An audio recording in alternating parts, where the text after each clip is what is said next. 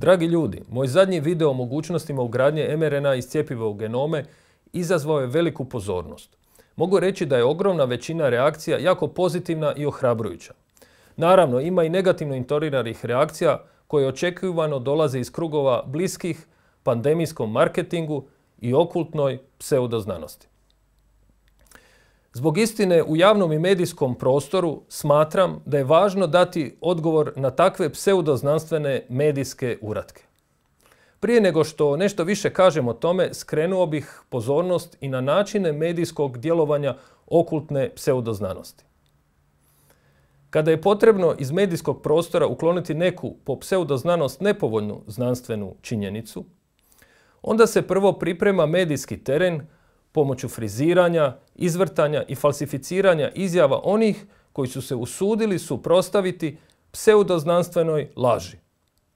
Tu se naravno koristi i obilje etiketa i spektra termina zavjere i vakserstva, a nakon što je medijski teren pripremljen, nastupaju pravovjerni znanstvenici u službi pandemijskog marketinga. U slučaju mog video izlaganja primijenjen je upravo takav obrazac. Angažirali su valjda sve dostupne snage. S jedne strane djelovala je Indeksova petorka, a s druge profesor Đikić. Međutim, vidljivo je da se Indeksova petorka jako zapetljala u dugačkom portalskom uratku koji je zapravo pomogao da istina još jasnije izađe na vidjelo. Slično je reagirao i profesor Đikić, o čijem ću izjavama govoriti u drugom dijelu ovog videa.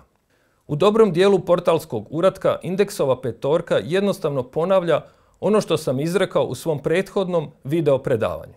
To je dobro, jer se vidi da su iz toga predavanja naučili da se mRNA molekule mogu ugraditi u genome. Do sada o tome uopće nisu pričali, a neki od njih su zajedno s cijelom mRNA vakcinologijom ponavljali neistinu da se mRNA molekule općenito ne mogu ugraditi u genome. Znači, u susretu s činjenicama pomakli su narativ od laži da se mRNA molekule ne mogu ugraditi u genom do priznanja da se ipak mogu ugraditi u genom. U navedenom portalskom uratku Indeksova petorka sama je sažela svoje osnovne teze, pa ću se na njih prve osvrnuti. U prvoj točki sažetka pokušavaju umanjiti značaj retropozicije, odnosno ugradnje mRNA molekula u naše genome. To je naravno potpuno promašen pokušaj, jer je ugradnja naših mRNA molekula vrlo čest i važan tip mutagenih događaja u genomu. Moram primijetiti da Indeksova petorka vjerojatno nije dobro proučila literaturu koja je citirana u mom radu, pa zato iznose ovakve nelogičnosti. Ponovo ih podsjećam da namjerno ili nenamjerno miješaju ugradnju stranih mRNA molekula i domaćih mRNA molekula. Kao što sam objasnio u mom radu i video predavanju, ugradnja domaćih mRNA molekula čest je događaj, dok je ugradnja stranih mRNA molekula zbog dobrih staničnih obrana puno rjeđi događaj. Međutim, mRNA molekule iz cjepiva ne ponašaju se kao uobičajene strane mRNA molekule. One zapravo zavaravaju stanice jer imitiraju domaće mRNA molekule, probijaju višeslojne obrane od stranih mRNA molekula i zbog umjetno ubačenog metiliranog pseudouracila nevidljive su intracelularnim mehanizmima koji nas brane od genomske ugradnje. To sve zajedno upućuje da će vjerojatnost ugradnje mRNA molekula iz cjepiva biti slična ili možda čak i veća od vjerojatnosti ugradnje naših domaćih mRNA molekula. Ponovo postavljam pitanje, jesu li mRNA molekule iz cjepiva zbog ovih jedinstvenih svojstava proizvod istraživanja i razvoja dvostruke namjene? Možemo reći da mRNA molekule iz cjepiva zapravo djeluju kao trojanski konj.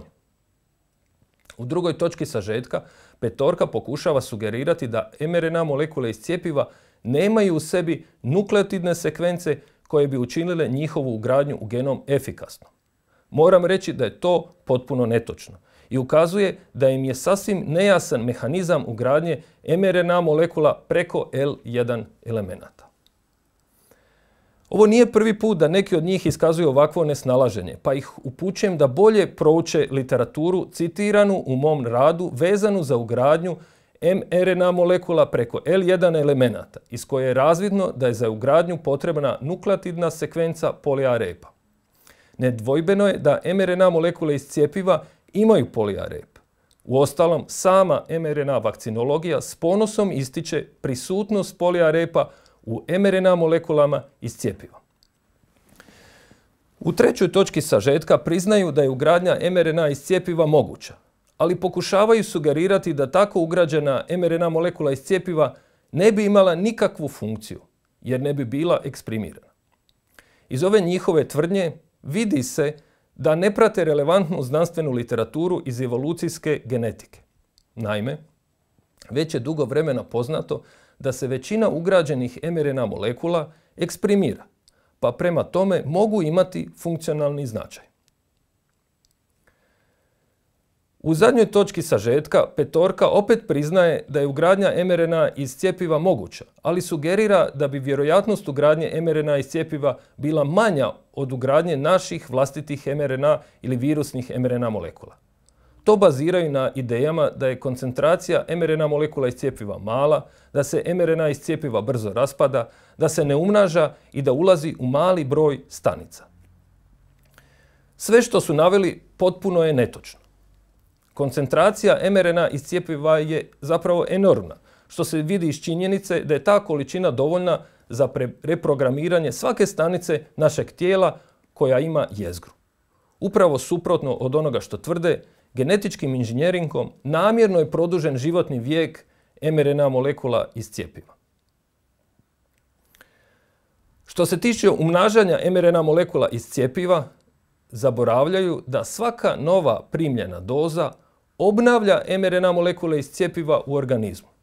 U situaciji gdje nam prijete doživotnim cijepljenjem, mRNA molekule iz cjepiva zapravo bi mogle postati, dugoročno gledano, jedna od najviše prisutnih mRNA molekula u našem tijelu. I konačno, mRNA molekule iz cjepiva, suprotno njihovim tvrdnjama, ulaze u veliki broj stanica različitih organa, uključujući mozak, slezenu, mišićna tkiva, oči, srce, jetru i najvažnije od svega jajnike i testise. U svezi toga preporučujem im da prouče izvještaje Europske agencije za lijekove. Što se tiče ostalih navoda, osvrnut ću se na neke njihove zanimljive tvrdnje. Interesantno je da ne problematiziraju da ugradnju mRNA molekula iz cjepiva može dovesti do nastanka nasljednih genetičkih bolesti. To valjda znači da sami uviđaju ovu opasnost. S druge strane, pokušavaju umanjiti mogućnost povezanosti ugradnje mRNA molekula s tumorskim bolestima. Tu ih upućujem na činjenicu da se ugrađene mRNA molekule često pronalaze u genomima tumora. I u ovom slučaju reference mogu pronaći u mome radu. Dvije članice indeksove petorke pribjegavaju korištenju usporedbi da bi izrazile koliko je po njihovom mišljenju mala vjerojatnost integracije mRNA molekula iz cjepiva. No moram reći da je to ipak zaokret, jer je jedna od njih do nedavno davala po medijima pseudoznanstvene izjave da mRNA molekule nikako ne mogu ući u naš genom. Izgleda da je sada promijenila mišljenje. Posebno je zanimljivo da jedan od članova petorke primjećuje da i kod vektorskih COVID-19 cjepiva, kao i kod mRNA cjepiva, postoji opasnost od ugradnje u naše genome. Mogu reći da se u mom radu nalazi referenca koja dobrim dijelom potvrđuje ove bojazni i koja upućuje na potrebu ispitivanja ugradnje vektorskih COVID-19 cjepiva u genom. U ovom kontekstu postavio bi pitanje zašto usprkos očitim rizicima genomske ugradnje kod vektorskih COVID-19 cjepiva, kao što je na primjer AstraZeneca, nisu napravljene studije genotoksičnosti i kancerogenosti. Konačno, osvrnuo bih se i na izjave zadnjeg člana petorke koji se zalaže za primjenu znanstvene metode i komunikaciju znanstvenih činjenica. Kako se slažemo oko ovih postavki, postavljam mu nekoliko pitanja. Prvo, zašto se činjenica da se mRNA molekule općenito ugrađuju u genome u potpunosti i uporno negira u mRNA vakcinologiji? Drugo, Je li takvim pseudoznanstvenim pristupom narušena uobičajena primjena znanstvene metodologije? Treće, zašto mRNA vakcinologija nikada nije provjerila ni teorijski, ni eksperimentalno ugrađuju li se mRNA molekule iz cjepiva u genome? I četvrto, zašto mRNA vakcinološka literatura nikada ne spominje L1 elemente? I zadnje, ako je u sigurnosnom smislu sve u redu s mRNA cjepivima, zašto se proizvođači boje eksperimentalno provjeriti njihovu ugradnju u genome? Odnosno, provjeriti njihovu genotoksičnost i kancerogenost. Sada dolazimo do drugog medijskog događaja kojeg želim komentirati, a to je nastup profesora Đikića u emisiji Press klub na Z1 televiziji koju uređuje i vodi novinar Tihomir Dujmović. Gospodin Dujmović kontaktirao me 29. studenog s prijedlogom da u svojoj emisiji Press klub ugosti profesora Đikića i mene. Na taj prijedlog načelno sam pristao, ali je rekao da ću konačnu odluku donijeti u narednim danima. U međuvremenu do mene su došle dvije bitne informacije za koje do tada nisam znao. Prva je da je profesor Đikić nakon moja prva dva istupa u javnosti u premium članku Večernjeg lista pozvao Institut Ruđer Bošković da prema meni reagira optuživši me da širim znanstvene neistine i ugrožavam zdravlje ljudi. Kako ovakvo etiketiranje, opasne klevete i poziv na institucionalni progon od strane profesora Đikića izlaze iz okvira znanstvenog sučeljavanja i dobre akademske prakse, odlučio sam takvom čovjeku ne davati kredibilitet zajedničkim gostovanjem u emisiji. Druga informacija koju sam saznao je da emisija Press klub ne ide uživo. Zbog sve prisutne medijske blokade od početka sam zastupao stajalište da će o temi mRNA cjepiva raspravljati isključivo u direktnom prijenosu, kako bi se izbjegle sve možebitne naknadne manipulacije sadržajem. Nakon ovih spoznaja, odnosno 2. prosinca, dakle tjedan dana prije snimanja same emisije, nazvao sam gospodina Dujmovića i rekao mu da zbog opasnih izjava profesora Đikića i činjenice da njegova emisija Press klub ne ide uživo, ne mogu prihvatiti njegov poziv. Na moje neugodno iznenađenje, urednik i voditelj gospodin Dujmović na početku emisije Press klub, koja je emitirana 9. prosinca, iznio je neistinu da sam u zadnji tren odustao od gostovanja. Činjenica je da poziv na gostovanje nikad nisam potvrdio, a svoju konačnu odluku da neću sudjelovati priopćio sam gospodinu Dujmoviću tjedan dana prije snimanja emisije. Nije mi jasno zašto gospodin Dujmović sve ove činjenice nije izrekao u svojoj emisiji. Kako se u emisiji Press klub komentiralo moje video predavanje, osvrnut ću se na nekoliko izjava profesora Đikića. U prvoj reakciji na moje javne istupe u kojima sam govorio da se mRNA molekule iz cjepiva mogu ugraditi u genome, profesor Đikić je u premium članku Večernjeg lista izjavio da ne postoji ni teorijski razlozi zašto bi mRNA iz cjepiva ulazila u genom ljudi. Međutim, profesor Đikić u emisiji Press klub iznenada mijenja priču, slično kao i Indeksova petorka, i kaže da ipak postoji mala vjerojatnost da se mRNA iz cjepiva ugrade u genome. Pretpostavljam da je do ove bitne promjene u stavu došlo nakon što je profesor Đikić pročitao moj rad i suočio se s argumentima koji su u njemu izneseni. Ovo dramatično mijenja situaciju jer profesor Đikić time priznaje, svjesno ili nesvjesno, da je mRNA vakcinologija izgrađena na antievolucionističkoj i pseudoznanstvenoj neistini da se mRNA molekule ne mogu ugraditi u genome. Na upit voditelja je li istinita moja tvrdnja da proizvođači nisu nikada testirali mRNA cjepiva na ugradnju u genome i da regulatorna tijela to nisu nikada od njih tražila, profesor Đikić odgovara da je puno puta testirano ugrađuju li se mRNA molekule iz cjepiva u genom i izjavljuje da postoji puno referenci da to nije ostvarivo. Kako je ova njegova tvrdnja u potpunoj suprotnosti sa mRNA vakcinološkom literaturom, pozivam profesora Đikića da javno predoči radove kojima može potkrijepiti svoje tvrdnje. Očitim pokušajem inverzije profesor Đikić ponavlja jednu od glavnih poruka moga rada, a ta je poziv da se konačno naprave eksperimenti kojima bi se provjerilo postojanje i frekvencija ugradnje mRNA iz cjepiva u genome. Međutim, profesor Đikić ne daje objašnjenje zašto to do sada nije napravljeno i pri tome spominje nekakve navodne eksperimente na ljudima. Profesor Đikić vjerojatno zna da se eksperimenti na ljudima ne mogu naknadno provoditi i da je protokol takav da se prvo moraju napraviti predklinička istraživanja na životinjama.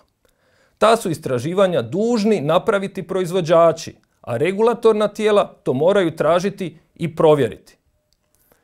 Međutim, predklinička istraživanja ugradnje mRNA iz cjepiva u genome nikada nisu napravljena, što je jasno vidljivo iz mRNA vakcinološke literature i dokumenata regulatornih agencija. Na upit voditelja da komentira moju tvrdnju da u dokumentima regulatornih agencija jasno stoji da genotoksičnost i kancerogenost mRNA cjepiva nije nikada testirana, profesor Đikić izbjegava jasan odgovor na pitanje i počinje govoriti o temama nepovezanim s pitanjem. Ponavljam još jednom, svatko može provjeriti u javno dostupnim dokumentima regulatornih agencija da izrijekom stoji da mRNA cjepiva nisu testirana na genotoksičnost i kancerogenost, pa su to mogli napraviti i voditelj i profesor Đikić. Zašto to nisu učinili, ne znam, ali je jasno da time sami izražavaju nepovjerenje u rad i dokumente regulatornih tijela koja su odobrila mRNA cjepiva.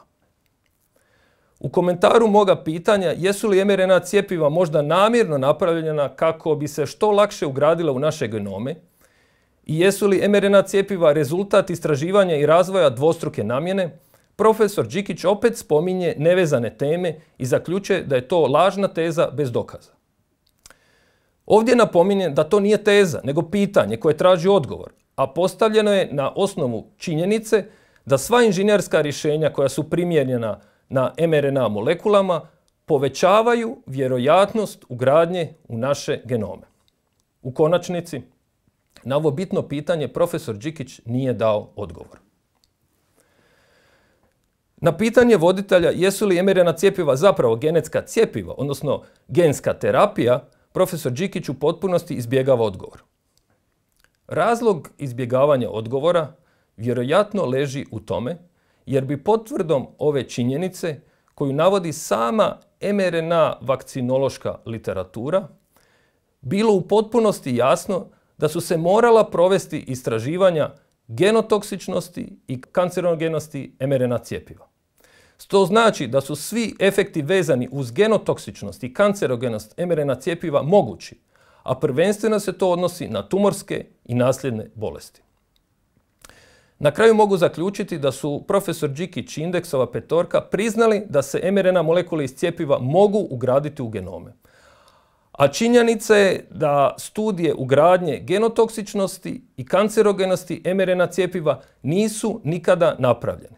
Ovo sve ukazuje da je podhitno potrebno zaustaviti ucjene i prisiljavanje ljudi, a osobito djece, na cijepljenje eksperimentalnim cjepivima neprovjerenim na genomsku gradnju, genotoksičnost i kancerogenost. Borba za istinu i našu djecu se nastavlja. Do sljedećeg javljanja sve vas pozdravljam. Hvala vam na pažnji i strpljenju.